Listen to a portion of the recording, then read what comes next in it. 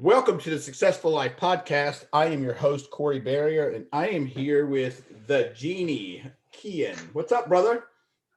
Hey, what's going on, man? How you doing, Corey? I'm I'm love to explain that too in a little bit. Yeah, dude, for sure. So, fortunately, Keyen allowed me not to pronounce his last name because, as you all know, I f up most people's last names. So, Keyen, here's the thing. I was really interested in having Keyen on because, here's what I think is interesting about Keyen's story, and I'm not going to tell his story. I'm allowed, you obviously let him do that, but I can't. Just take us back really quick to that day that you figured out or that you got the news that you were not going to be able to play. Is it you weren't going to be able to play professional anymore or at all? Which one is that? At all. So I'd gotten to practice, but I hadn't got to play a game yet. So you were on the field with actually our Super Bowl team, one of the Super Bowl teams that are going to be playing this Sunday. Like, tell me how that felt, dude. Like, I can't even imagine having something like that. What probably felt like at the time was done to you, but I'm guessing you're going to tell us the story about how it was probably the best thing that could have ever happened to you. Yeah. I mean, I think if it didn't happen, it could have been incredible as well. I think I would have been the best at whatever I decided to do. So we could play that optimistic game, and I'll go down that path. We can do Sure. that, Yeah. right? But certainly, I've been able to, I think, create an incredibly fun, wild life for myself on the other side of football that I'm having a great time experiencing. Definitely. Yeah. I bet, dude. So what was it like? What the hell went through your head when the doc said like you're done? Yeah, I cried like I crazy. bet. But the biggest part was the confusion that came with it. The story behind that was I got to Kansas City and they wanted me to pass the MRI on precautionary MRI on my neck and one on my hamstring because I had previous injuries in college. And I got the hamstring done. Then I went to do my neck. And the crazy part about the situation with my neck was that I get pretty claustrophobic. And at the time, I was 245 pounds and I was just like massive. And I was literally about a half an inch away from the MRI machine. And I pulled myself out because I couldn't last the full 30 minutes that it took for the MRI. And she ended up calling the team, and the team said actually that I didn't have to do the neck. They really just wanted my hamstring because I wasn't diagnosed with anything, but they just heard that I had some stuff going on. So they told me that I didn't have to do it. But something inside of me was just like, dude, like you got to do this. And so I went and got a drink of water. I got hyped up walking around the nurse's office and jumped in the MRI machine, man. And I lasted all 30 minutes. I was drenched in sweat and shaking afterward. But I had so much pride in the fact that I just had completed that. And the crazy part was I walked out to the van that was driving me back to the facility. And halfway to the facility, he ended up getting a call that told him to tell me that he was actually taking me back to the hotel. And I was flying out in the morning and that it wasn't getting signed. So that was a crazy part of it. And I'm like, no way, like, what is it? Like, what's the deal? And I'm texting my agent, I'm texting team personnel, and nobody knows what's going on. The guys that drive me around just like, dude, I'm sorry, it's just how the NFL works. And I'm like, no fucking way. Like, no way it works like this. Like, Right. they don't just like, right.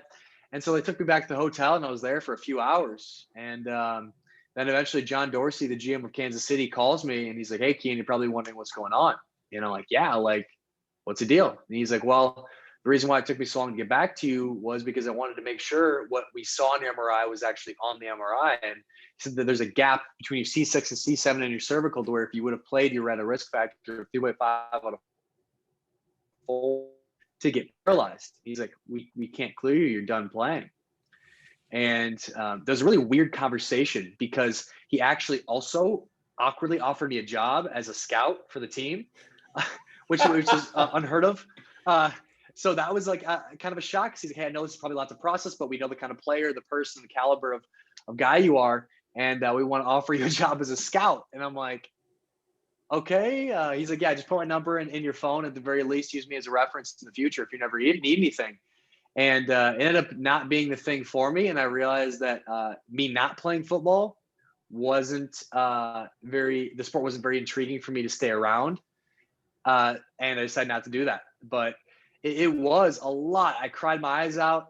There's a combination of a little bit of relief as well, from a little bit of pressure that I was able to take off myself from all the time spent doing exactly what I needed to do to get myself to that place. You know, being a white kid from South Dakota, we don't get a lot of love, so we got to do a lot to get to that place.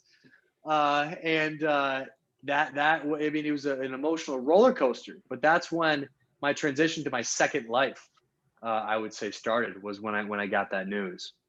Interesting, dude. I understand what you mean by that. I haven't had a drink in a little bit over 11 years.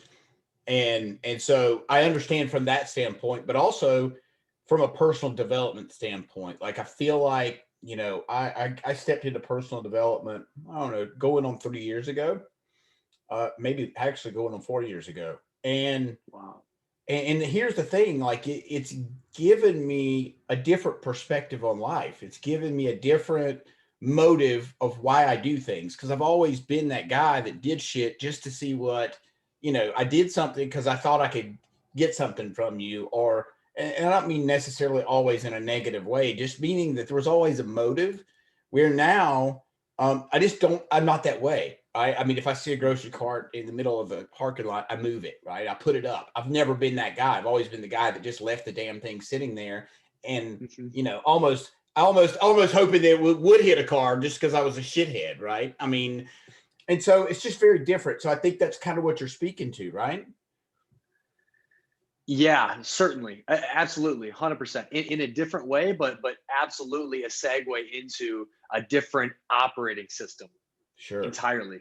And a lot of that operating system was, uh, me recognizing, seeing that I didn't know who the fuck I was, right? Yeah. Independent of football. And I think, I'm very fortunate to have hit that point in my life at the age of 22. Whereas I feel like many people that are out chasing and trying to accomplish their dreams, they are forever operating in this place of finding identity in the pursuit of their dream, and not giving themselves permission to deviate from that and find a life independent of what they believe they need to be okay. But nevertheless, I feel very fortunate to hit that at the age of 22, really accomplishing my lifelong dream, and then having it ripped from me, and being able to realize in that moment that, hey, nothing that I do as far as accomplishment goes is going to bring me that feeling of fulfillment that I'm really looking for. And that's when, at the age of 22, I was able to say, holy shit, well, if nothing that I accomplished is going to do this for me, what will? And that's the big question. So, so you transitioned into now. Look, so I know that I know that Bruce Lipton's been a big part of your life, right? Or at least that's what kind of got you on sort of the path of probably,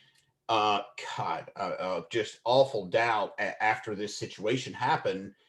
How long after that, Kia, did you find this other newfound, I guess, identity almost, right? Because your identity was ripped away. You were no longer this football player. You were no longer this pro athlete. How did what was the transition there after you got the news? You realized, fuck it, I'm done. I'm going to have to do something else. What made Yeah. you realize that you needed to attach yourself to something bigger than, a title or a identity, NFL identity, whatever. You understand the question, I think. Yeah, certainly. And I think the biggest part was that I gave myself permission to not, and I continually give myself permission to not have to have an identity or attach to something. And I think that's one area that a lot of people don't let themselves explore because of a lot of societal pressures and familiar pressures on us to have it figured out. Especially being from South Dakota, a lot of beautiful things, but there's a stigma of, hey, well, yeah, you're 24 now, and you're not married. There must be something wrong with you, right? So Yeah. the pressure surrounding having to have, a spouse figured out, having to have a job figured out, having to have my whole life plan figured out. I really just gave myself permission to say fuck that and move to Miami and experience a world that I was not accustomed to, being from South Dakota. And really, what I did was I just allowed myself to say, I'm going to let go of everything that I thought that I once was. And I'm just going to do a bunch of shit that goes against my programming of who I believed I was, and gave myself a lot of permission to do a lot of things that were against my programming. that didn't feel good at times in the moment, but through giving myself permission to do it, I found a lot of awesome things that I now really like to do. Some things that I don't, but nevertheless, I gave myself permission to not have it figured out, right? And I continually give myself that permission. I think that's permission a lot of people need to be able to give themselves, because a lot of people get caught up and wrapped up in this life where they ended up getting married, they end up having kids, they end up settling for get really deep into a job and a social group that they don't even really want to engage with or be a part of.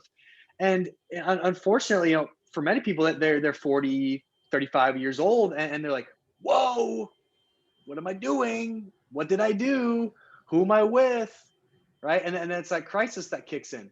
Right. So the fact that I gave myself permission at a young age to go in and not get wrapped up in a lot of these things that would be very difficult to be able to separate from, which I feel for a lot of people that are in that position.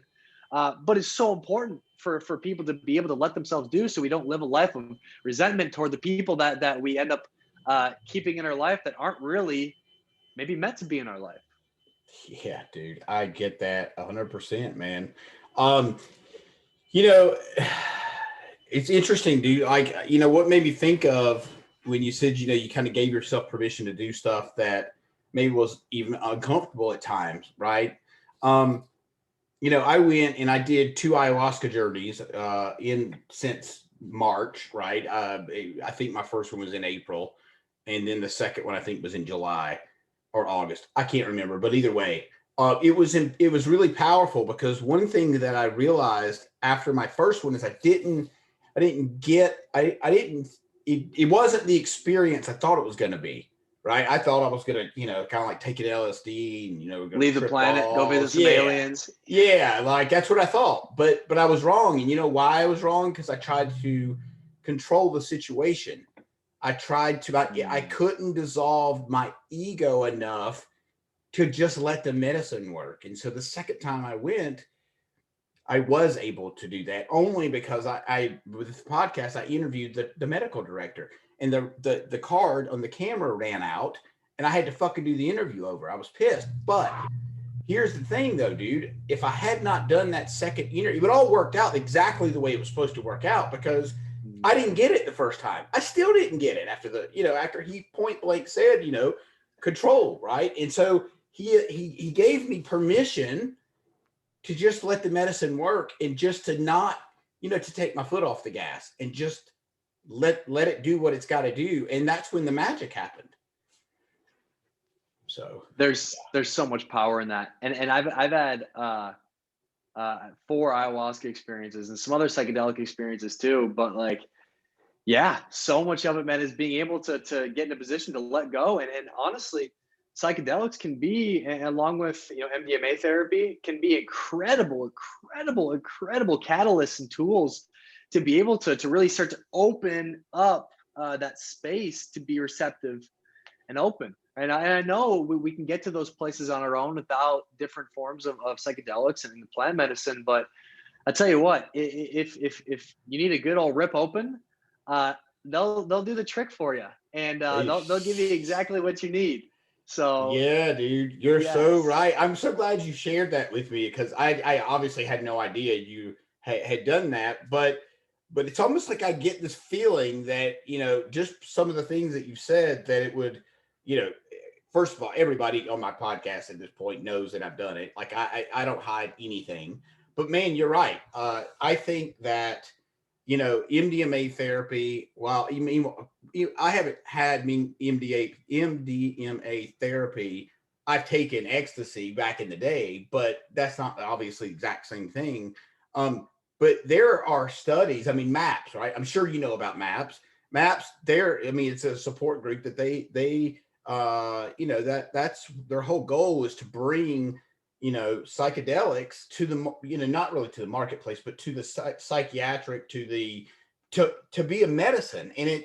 And I do believe, I don't know if, LSD or I think psilocybin actually is being used currently yep, in some places, but it's interesting. And I'll just take this example, and I'm not trying to get into a political conversation, because it is what it is, but it's almost like and you'll get this. It's almost like you can see past certain things that are going on. It's like you can see the bigger picture, and I've got to believe that has something to do with the psychedelic, use and the ayahuasca. I do believe that wholeheartedly. I really do believe that.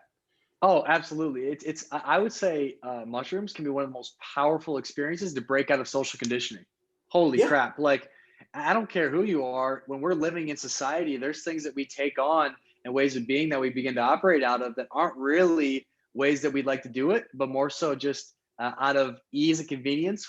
That's why we take on certain ways of being, because of the security that it adds to our lives. And especially now more than ever, with all the things going on, a mushroom trip could be good for a lot of people, just to be able to kick us out of this trance that a lot of people are in. And that's the trance, I think, is a perfect word for it, because that's what it does. It just kind of whacks you and says, whoa, you're actually doing this, and you're doing this, and you're doing this, and this is not you, this is not what you want to do. And like that. It's like, whoa, okay, I'm back. yeah, Whoa. yeah, Right. And yes. and I would say absolutely one of the best forms of breaking out of a social conditioning could be psychedelics, Yeah, certainly. dude, 1,000%. And I'm sure, Dorian Yates has been, he's been a big guy. He's been a big guy and big advocate for, ayahuasca. I think he has, he runs a retreat somewhere in Peru or somewhere. But it's interesting because it really does give you this just level of awareness that's just not there before. And I mean, with any of the psychedelic treatments, any of them, it's just different. And I think people should just kind of open their eyes a little bit to entertain this. And I'm not suggesting people go out. Well, I mean, some of the things I don't know that you can get them legally, but they people can make that choice on their own. But I just know for me that it's been a big component in my life. And like I said, I don't drink alcohol. Like I don't say that I'm sober because and I've told the story a million times. I decided in AA when I was going to AA that I was not going to stand up and identify as an Mm. alcoholic anymore because I wasn't an alcoholic. I was 6 years sober. And I didn't realize until I got into my NLP and learning I am is the two most powerful words in the English language. So there's a reason why AA has a 93% failure rate. It's Mm. because the identity that's tied to the people that come in, and I'm not saying it's wrong. I'm just saying that you're doing yourself a disservice by constantly saying I am. It's like me saying I'm fat. It's no different because eventually I'm probably going to wind up that way, you know? So, Absolutely, absolutely, and that I am, not only from the standpoint of maybe the more obvious things like potentially being an alcoholic, or some of the other example that you gave, but in regard to just every single identity that we have. That's how most people walk around, is I am Keyen, the football player. I am Keyen, the 70-year-old sage that makes everybody feel good.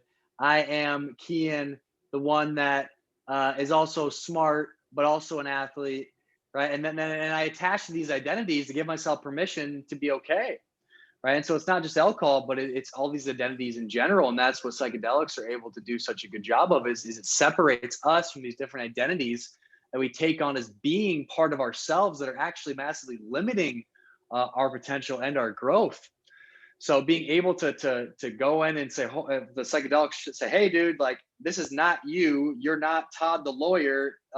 You're actually separate from that, and you can be really whatever you want to be. And that's one of the most difficult parts, is that process of, well, now that I'm not these things, and I know I'm not these things, it can be very scary part of what a lot of people call an ego death. Even though I hate that term because I don't believe in killing ego, but just being able to go through that though is so powerful, and it's actually a scary place. It can be for a lot of people that very closely identify with a lot of our earthly titles, uh, our job title, our name, uh, you know, Martha, the wife, Martha, the mother, right? So when we identify so closely with these titles, it can be a real smack to the face because those titles just get ripped away. And who am I without the titles? Whoa, I got nothing to grab onto. That's it, I got dude. nothing to grab onto for my security. Whoa, whoa, whoa, whoa, whoa. And I Yeah. would say that's exactly where people need to be. And right on the other side of that, the tension associated with that, of sitting in that and being okay with being in that place, is peace. It's a lot of fucking abundance, Yeah. right? And it's everything that we want. But that's one of the scariest parts, is being able to sit in the tension associated with disassociation from identity that many Yeah. people struggle with. Isn't it, isn't it wild how much, I mean, like the amount of love that you feel after an ayahuasca experience, or, and if it's a 2-part, 3-part series, I mean, I took the medicine I would take on a Friday night, and I would take another one Saturday morning, then I would take another one Saturday night. That's just how they do it where I went. And it's just unbelievable. Like it's a different kind of love that you come out of there with. It's a different kind of love for shit normally you wouldn't even care about, right? I mean, did you have that same experience? I definitely experienced more of the the the peace and calm. Certainly, that might have been just from the purging experience. God, yeah, now uh, that part's no the, fun. the front and back end of on the other side of going into war in the ayahuasca experience. But I believe there's an element of thank you that ourselves uh, give ourselves, in a sense, from being able to do something that separates us from identity. It's almost like a big hug that we're giving ourselves by saying, hey, like I'm more than just my identity. I don't need an identity to feel okay about me. And I feel like that might be where a lot of that comes from. And that's actually a lot of the work that I do with the people that I work with, are high achieving individuals that have a lot of identity wrapped up in their success and in their business, and who other people perceive them as being. And through that experience of being able to go in and feel a lot of the pain associated with the reasons why they attach to all of these things in the first place, allows them to detach and feel way better about themselves, similar to how people may feel post ayahuasca experience. Yeah, I think that's interesting because I think that you probably do deal with a lot of ego. I'm guessing. I mean, I think we all do to an extent. Um, so tell me, okay, so let's, I think we've talked about ayahuasca. Trust me, I could talk about all day long and everything that's associated with that in psychedelics, because I think it's amazing and I think everybody needs to know about it. However, We could do it again. yeah, for sure. So tell me a little bit about, okay, so tell me how tell me you're a leadership coach, is that correct? Did I say that right? Yep. Okay, so tell me more about that. What it is you're currently doing, what kind of people you work with, what it is that fills your cup now. Yeah. So as far as what fills my cup now, just living life exactly on my own terms. Like that is what fills my cup, and whatever my heart's inspired to do in whatever season I'm in is what lights me up. And I'm really enjoying going headfirst into this coaching, and also doing some modeling as well. Something that's like kind of on the other end of the spectrum, whereas one's much more emotional, maybe some say spiritually driven. The other one's like vanity and physical body driven, which feels really good to me, and that's really fun. So whatever the fuck I feel inspired to do is what I'm doing, and I might not be coaching in a couple of years. Who knows? Maybe I will. I don't know. I'm enjoying it now, but that's what lights me up. As far as what I'm doing, uh, I'm working with guys and girls who have used achievement and success as a way to justify their okayness. And I don't work with people that have a hard time getting off the couch and getting motivated. I work with people that have a hard time sitting down. The ones that have it all together, the ones that are always helping everybody else, the ones that have the successful business that it seems like that everything's bright and shiny and doesn't have any issues. But really, this is the crazy part. You mentioned alcohol, and addiction has many faces. And there's one level of addiction which you could say is the primary culprits. You talk about sex, you talk about gambling, you talk about alcohol, you talk about drugs, talk about porn. But then there's this other category, which includes achieving, right? Having success, that's an addiction, right? Helping other people, that's an addiction, right? Religion, that can also be an addiction, right? So we don't see these things as addictive behavior because society glorifies them, right? Success is Yes. glorified, helping other people is glorified, being very, very into religion at a high level is glorified, right? But what people don't see is that on the other side of this submission or idolization of those things is really just a lot of sadness and hurt that is not addressed, similar to the same reason why people turn to alcohol and drugs in the magnitude that we're discussing. So I work with the people that are addicted to success and helping other people, which sometimes comes with the other addictive behavior, but really it's catering to a demographic of people that don't like to be victims themselves, but other people don't really know are actually struggling. Yeah, and to that point, here's let me see if I can break this down, and you tell me if I'm right or wrong here. If I'm helping you, right, and I'm putting all my time and energy into you, I don't have to think about me, right? And so that's where the helping people or building companies after companies after companies, and there's nothing wrong with that. But but you got to know where you stand with that, and you got to know if you're doing it just to escape something going on in your own life. Yeah, 100%. Absolutely. And sometimes it takes one of the pillars collapsing underneath them to really recognize and see that. But honestly, man, even just like without the collapse happening, operating in that state of lack of using other people coming to you for advice or success in business as justification to be okay, it's actually terribly inefficient in getting what they want. And actually, by going in and not operating in that place of using those things anymore, allows more efficiency to happen, where more success happens and more connection happens with less effort and energy exuded, which is the crazy part about the whole process. It's actually terribly inefficient to be operating in that place that people use. They'll use chaos, they'll use stress, they'll use pressure to motivate them to really keep going and pushing forward. And that's, that underdog mentality that a lot of people use and have is glorified. And I'm the underdog, and I like put pressure on myself. And like, dude, like, it's not cool being the underdog. Like, it's not cool like busting your ass. Like, it's not cool like exerting all this energy. It's not cool to be the one efforting your life away. Like, dude, like that's not cool. Like, you know what is cool? Being the fucking man and knowing it and being able to feel that and actually embody it and allow life to unravel for you instead of having to fist fuck your way into making life happen. Yeah, dude. And it's so funny you say that, because we do that. We fist fuck things throughout our life that it's like a round square block and around. I don't know the fucking saying, but you know what it is. Yep. Square peg into a round, whatever. It's kind of like trying to force that, right? It just doesn't work. And at the end of the day, man, these guys that are uber successful, and I'm in one of the largest entrepreneur groups in the country, led by two unfucking believably successful guys.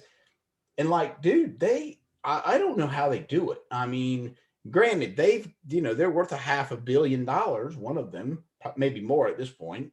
And like, but it's got to be a constant. I mean, it's just constant. It's just all the fucking time over, and and it's funny because my wife will say, not about my entrepreneur people, but she'll say, I don't understand why drug dealers sell drugs and they make a shit ton of money, and like they can't go out and spend it because they're going to get nailed for spending it. She was like, I don't really understand how that equation works, but it's chasing that high, whether that be the money or whether that be success or whether that be, I just want to, I want to be pitied. That can also be a form of, identity. And here's, I don't know if you've ever read this book. This is one of the best books in the planet, I believe. Have you ever read this? It's called No More Mr. Nice Guy. No. Who's that by? Robert Glover. You need to read it, dude. I'm telling you right now, and you'll understand when you get into it. It seems cheesy. The name seems cheesy.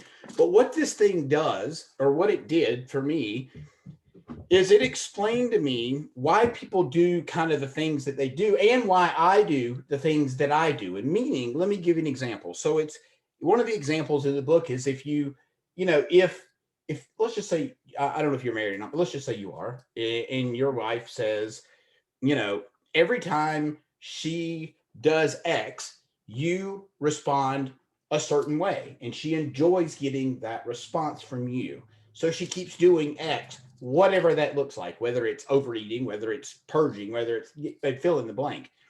And so what this guy's example was, if you give if a dog pees on the carpet and you give him a treat, he's going to keep pissing in the same spot because he keeps getting the treat. And his correlation with that was is that people hang on to whatever grabs attention from other people, whether that be good, bad, or indifferent. And I just thought it was such an interesting, it was just an interesting explanation. And that's just one example of a thing in this book. But it's really cool because it helps people like me to realize that, it's okay for me to say no, right? It's okay for me to say, I'm not going to do this podcast, or I don't feel like it's in my best interest to spend an hour with you doing X. It's okay that I'm okay saying that. And I can't say that I always have. I mean, many times I can't count how many times I've said yes to something that I didn't really want to do, but I didn't really just want to say no. And so it's just a book. I don't know, man. It just says a proven plan for getting what you want in love, life, and sex. And it's just interesting, dude. I know it seems really an amateur name because it is, but no, Corey, that's an incredible topic, man. That's an incredible topic. And if you're open to it, I'd love to expand on that a little more of what you're sharing about. Please do. Absolutely. Yeah. And so I too come from the people pleasing background. And the really interesting part about it is that most people pleasers will say like, hey, like I do it because I don't want to hurt other people's feelings, or I don't want other people to not feel good. I want people to feel good when they're around me, and I don't want to hurt other people's feelings. But actually the crazy part is we as humans are actually stupid selfish, right? The more we can actually understand that and come to terms with that, the more we can actually begin to unconditionally love other people, right?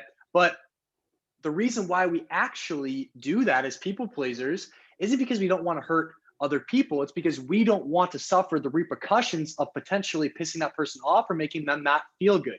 It's not about how they're feeling. It's about what will happen if they feel this certain way, right? What will they do to me or to somebody else that will hurt me, right? So it's not about that we don't want to hurt other people, not that we don't want to step on other people's toes. We're actually afraid of the byproduct of what will happen if I'm not kind to this person. What will happen to me? That's it. That's it right there, right? So if we can be able to look at it from that perspective, I'm like, whoa, like it's not actually that I don't want to hurt other people's feelings. It's actually I'm scared. Right? I'm scared, which is why I do that. And that's a huge paradigm shift for a lot of people that hear that. It's like, holy shit. Right? Yeah. That's a huge deal, right? But it's true, right? So that's the crazy part about these people pleasing ways is that I think a lot of times we can play this like martyr 70-year-old sage, like and have so much pride surrounding it. Like, oh no, I just love helping people and I just love just being there for. No, you fucking don't. You're scared. Yeah, dude. It's funny because there it is. Yeah, there's a book, and I can't remember. I think it was the Ultimate Sales Machine. He put it to me, but one of the things he said in this book, because that's what I do is I coach people in sales, right? And so I always listen. That's what I do is I listen to sales shit when I'm not, I don't listen to the radio. I don't listen to. I do listen to a couple of podcasts, but very rarely because I listen to sales books anyway. The guy said, he was like, if you're in Starbucks, or he didn't say Starbucks, but if you're in Starbucks and you and I are meeting and we have maybe not ever met before and we're meeting and I buy you a cup of coffee, I'm not really doing something necessarily here on the surface level. Yeah, I feel like I'm doing something kind, but on the subconscious level that people are not even aware of, really what you're doing is you're buying that person a cup of coffee. So if somebody comes up behind me with a baseball bat, you've got my back, right? And Mm, so, and because the human brain, if I do something nice for you, you automatically feel indebted to me to an extent. Even if it's a $5 cup of coffee, you still feel like for some reason we all feel like then we owe that person something. And I'm not saying that you do it for that reason. It's just the way it is, right? If you do something nice for me, I feel like I've got to give you something, do something for you, pay you a compliment at some mhm, point, right? And I need to be I'm bought in at that point. Does that make sense? mhm. Certainly, and that's where both sides of the coin probably have to address whatever that is. But if somebody, right, that was something I had to do. I had to address that part of me that was like, oh well, that if this person offers me this, that means I'm obligated to do this, and really step into a season, because that tells me that you're not a very good receiver if you feel that over obligation somebody is trying to give you something, is really stepping into receivership on my end, and just be able to really step into the conscious effort of just receiving, and giving myself permission to not have to do more, but to just allow myself to receive that coffee, right, and say thank you, and have that be it, Right. right. But this guy's point though is because of how our brains are wired, like you don't realize that you feel like you owe me something if I bought you a cup of coffee, right? That was his point is because on below the surface, we don't realize that that's how we feel. We don't realize we're thinking about, well, now I owe this person, because you don't consciously have that thought, right? If you buy me a $5 cup of coffee, I'm not thinking, how can I pay you back? Right. But subconsciously, it's there and we don't even know it. Does that make sense? It does, it does. And that's the power of going in, and because I believe there's people that don't feel that, right. You talk about people pleasers, and like I'm Sure. sure they're the ones like us are the ones that are like, oh fuck, like keep a track, okay, they did this for me, or like, oh I better do this. But there's other people on the other end of the spectrum that are very much the me people, right, that probably should do some of the opposite practices that people pleasers are doing, that are like, fuck yeah dude, thanks for the coffee bro, I'm out. That's actually a really good point. And so it Right, so probably so so doesn't that apply to everybody, but yeah, right, that's a so good point. but that's the part that I think is really powerful and important to understand. Is something I came up with in the last year, is that that it seems like there's two camps of people: the people that are either consciously all me, uh, and like I said, consciously, because it's always about me regardless, right, where it's just like, hey, yep, thanks for the coffee, I'm out. Or it's the, oh, okay, well, now that you gave me this coffee, I want to give this to you, and do this for you, and this to you, right. And what we see, I think, a lot in society is that whatever way of being that we naturally embody, right, we tend to gravitate towards the information that supports that. So the people that are me people, right, but by nature, they're following all the self-love stuff. They're like, oh, self-love, yeah baby, come on, like give me more, yeah, let me do this for myself, let me do that for myself, right. And the people that are more sacrificers by nature of themselves for other people, they're the ones of like, well, we need to be more kind, and we need to be more nice to people, and I need to be I need to sacrifice myself for other people, and life's a sacrifice, and we take an information based off of what resonates with us most, right. But there needs to be the understanding of the differentiation between the two camps of people that I believe that there is. Now maybe there's more camps, and I'm sure we could dive deeper into that, but from what I've seen as a general idea, is that there is the two camps of people, and the problems come when the people pleasers are taking on more of the I need to be kinder to people, I need to do more for humanity, and these other ones are like, yeah, self-love, give me more, show me, like Right. give me, right. Yeah. Yeah, absolutely, dude. Absolutely. And it's interesting because I was not, so here's a great example, right? I went and because of Tony Robbins' story about what happened to him when he was younger, he said that he feeds families now at Thanksgiving. So I thought that's a great idea. I should do that, right? And I did it. Yes, I absolutely wanted to feed the family. right? Because it was out of my comfort zone, because it was not something, I'm not that guy, right? I don't normally do shit like that. But the byproduct of me doing that is the feeling that it gave me after I drove away, and I was and we anonymously fed this family, and they didn't know me. I didn't know them. They didn't know how to get a hold of me. They didn't even know I existed. And there was something very freeing about that. And every year we double families, and I do it. Yes, I think it's great that I'm able to do that for other families that are not going to have food. Absolutely. But but if I'm being real with you, it's the damn feeling that I get from doing it. It makes me Mm-hmm. fucking feel good. Boom. And that is so beautiful too to hear, because there's the narrative of that, it's about other people. We're making about other people. I want to do things for other people, but no, it's actually the feelings that we get, right? It's the feelings that we get, and there's something really beautiful that I want to acknowledge in you, that you gave yourself permission to share right there. It's like, yo, like, I feel really fucking good when I do that, and guess what? That's great, right? But part of society is like, no, it's not good for you to feel good and to talk about you feeling good, right? Right. And Yeah. so here's the problem. This is where we run into so many issues, right? We run into so many issues because we have people all over the world doing things consciously for everybody else.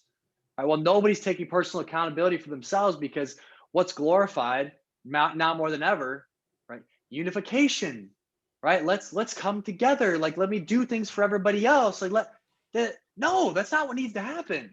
There Right. needs to probably be a little chaos. That's okay, because chaos is balancing. Right? What Yeah. happens when a wildfire happens and the whole forest burns down?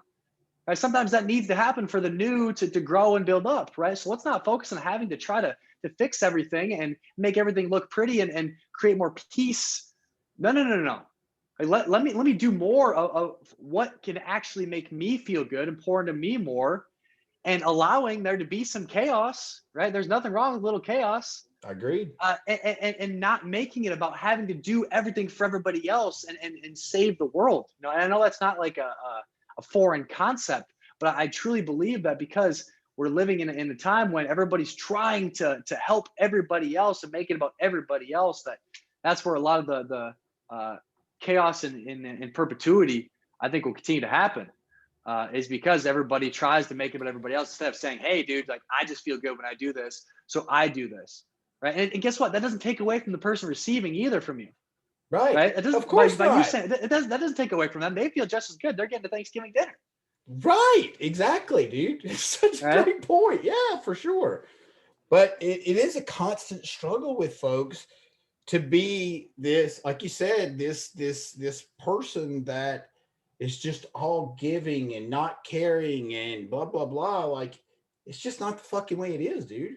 I mean, I don't mean you got to be, I don't mean you've got to be completely fucking selfish, but there's certain things in life that you do have to be selfish about if you want to protect your own shit. Meaning, if I want to protect up here, and if I want to protect how I feel, I need to be in bed by 9:30, because I get up at 4 a.m. And that's what I do for me, because I like having that time in the morning. And if I have to sacrifice some of my family time or whatever that looks like at night so I can get up in the morning, so I can get all my shit done that day, then that's just what I've got to do, because sometimes it is about me. And it is Mm-hmm. about how can I show up best for myself and everybody else. And the only way I can do that is if I do the shit that I know works for me. Yeah.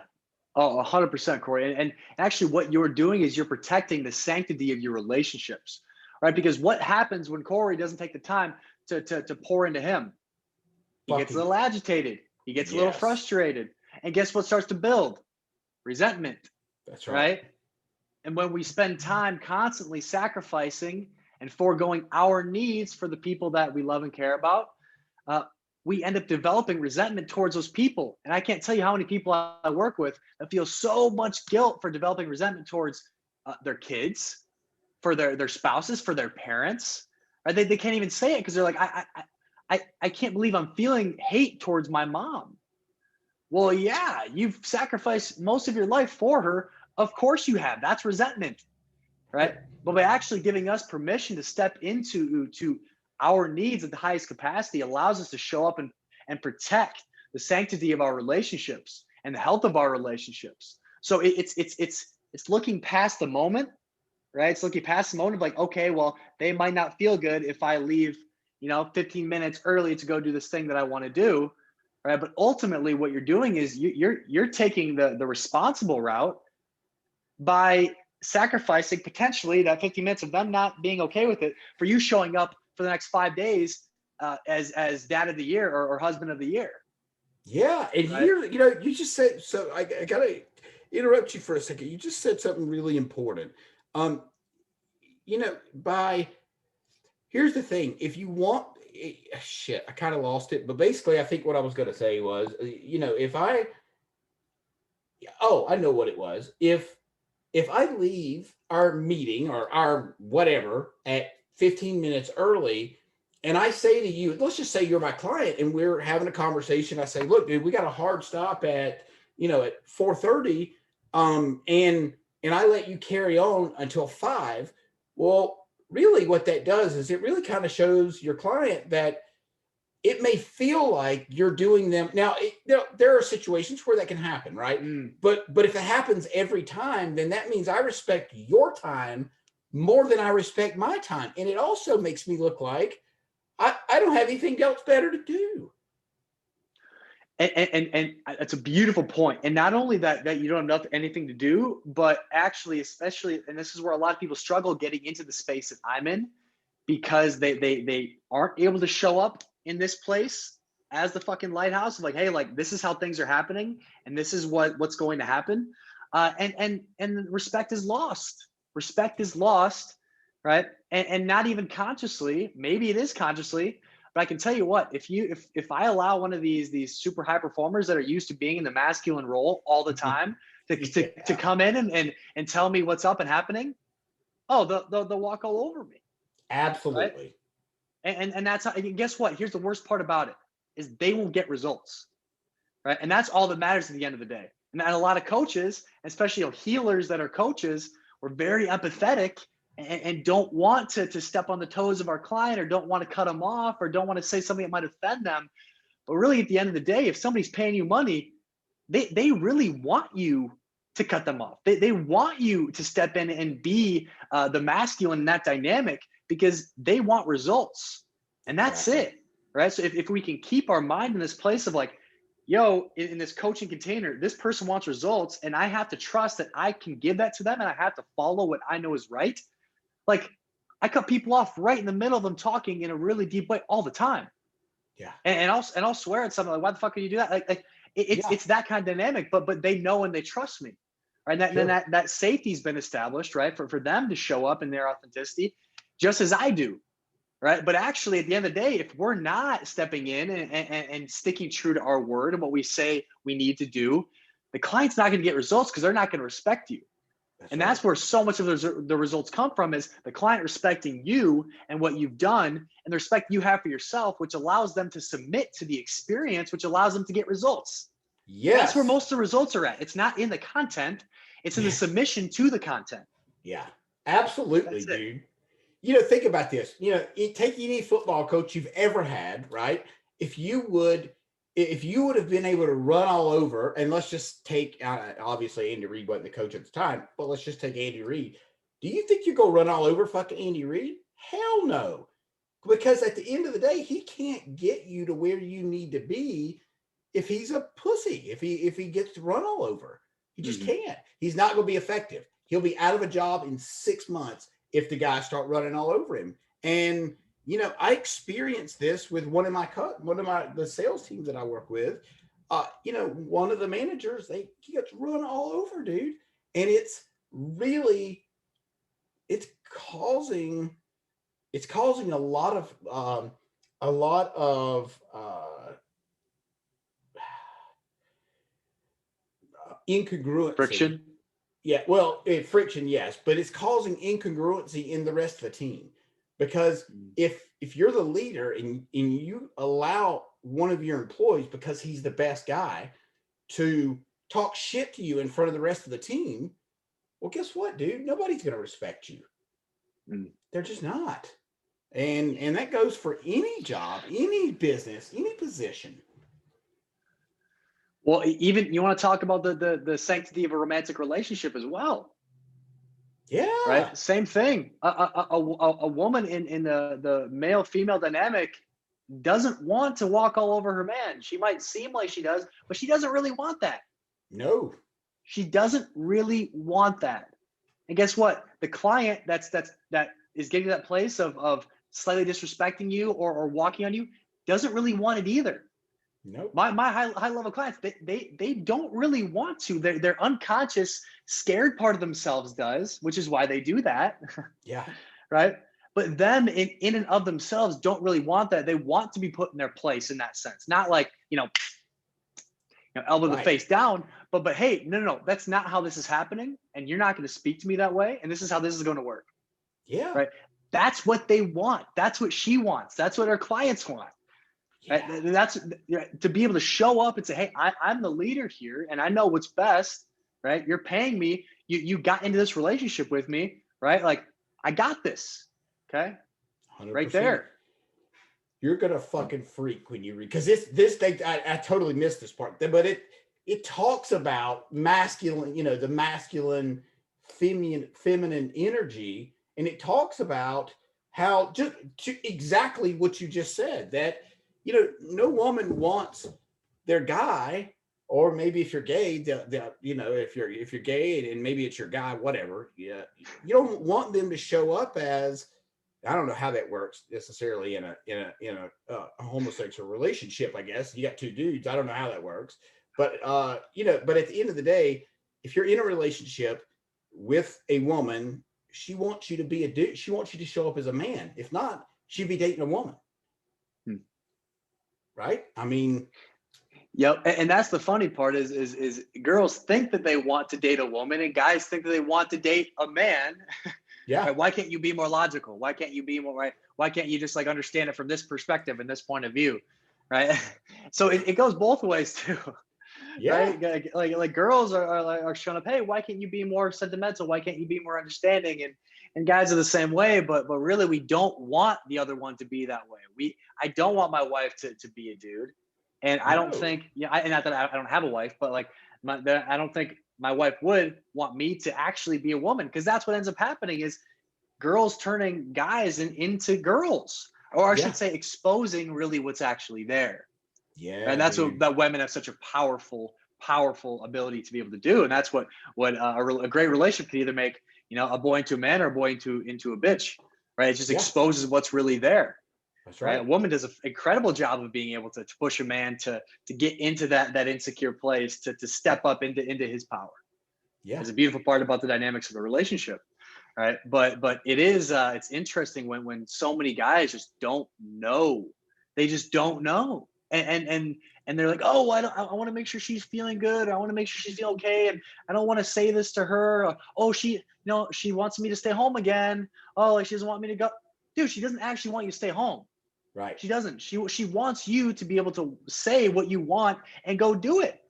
And right, she might be like, oh, you dick in the moment, but she's gonna be fucking turned on by it.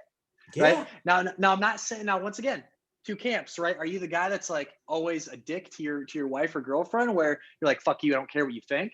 Right? right, Or are no, you the one that's right, that's talking about in that book of I naturally am wanting to please other people more, right? If you're from that camp, then I would say your wife doesn't, your girlfriend doesn't want you to be the like submissive, do everything for them all the time, what they want on the hour, every minute. They want you to own whatever you want and to own it as truth, and tell them what's happening. right. That's it. Yeah, and you don't It's have to be insane. disrespect. Yeah, and you don't. And for and to the first point, like, you don't have to be a dick about it. Like, Mhm. you don't have to show up as a dick. You can just be a man and just say, "This is what I need. This is what I want. This is the direction I'm going to go." Right, and I'd love to have your input. That doesn't mean I'm going to change my mind, but your opinion matters. But at the end of the day, I'm going to make the decision that's best for me and for our family, right? Mhm. And that's just it. And For that's, sure. and you got to learn to trust yourself. And I didn't do that for a long Mm. time. That's it, right? And that's the core of all of it right there, baby. Can I trust myself? But then again, Corey, how can we trust what we don't really know, right? If I've never given myself permission to step out of who I've always been in the context of my family and my upbringing, and to explore the unknown and to really discover me and what I want and who I am, how can I respect me? I don't even know who the fuck I am, Dude. right? Yeah, All 1000%. part of the process right there, baby. Yeah, I agree, brother. So look, I think we are getting close to time. So I just wanted to really quickly, I want you to, first of all, dude, and I don't say this about every one of my podcasts. I enjoy a lot of them, most of them, but I've thoroughly enjoyed this conversation today simply because we've talked about real shit. There's been no fluff. There's been no bullshit, and we've gotten, we get to talk about some psychedelics and ayahuasca, which I also enjoy quite a bit. So I really appreciate you coming on today and sharing. You didn't even share a ton about the story because we got completely side uh tracked with all these other amazing things. This has been a hell of a just unfucking believable conversation, and I just want to thank you very, very much for coming on today and sharing this with my audience. I really appreciate that. Can you please just do me a favor, let everybody know where they can find you and any information that you'd like to leave with the audience about you? Yeah, absolutely. And Corey, thank you. Thank you for that. I appreciate you acknowledging that and saying that. So that feels really fucking good. So thank you. My pleasure. Um, to find me, Instagram, Keyen.Lage. I'm sure you'll put the spelling down in the show notes. I And will. my website as well, KeyenLage.com. So those are the two spots that you can find me at. Cool, man. Well, listen, dude, I really, really appreciate this once again, and I'll let you know when it's going to come out. Okay, my man. Cool. Can't wait to hear Thank you. it. Thank you, brother.